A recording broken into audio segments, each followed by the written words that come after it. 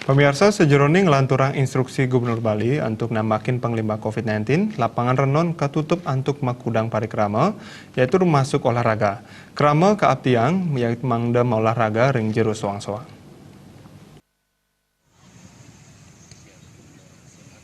Kepala Satpol PP Provinsi Bali, Dewa Rayu Darmadi Mausang, paikatan ipun sampun masang spanduk imbauan ring lapangan puputan marga renon dan pasar. Penutupan inucap kemargiang uanta aja baus anutin sejeroning gala penglimbah COVID-19. Penutupan lapangan puniki kelaksanaan nyabran raina sanis cara miwah redite. Ringgala inucap ke tiang kramo nenten ngelaksanaan parikrama tiosan sekadi olahraga. Maka tujuannya nih, uanta ngirangin kramo sani jagi mepupul, pindah ke pengupaya nas penglimbah COVID-19. Tiosan ring lapangan puputan marga rane renon, kewentanan genah publik sani tiosan ring Denpasar, teler dahat keuratiang oleh Satpol PP.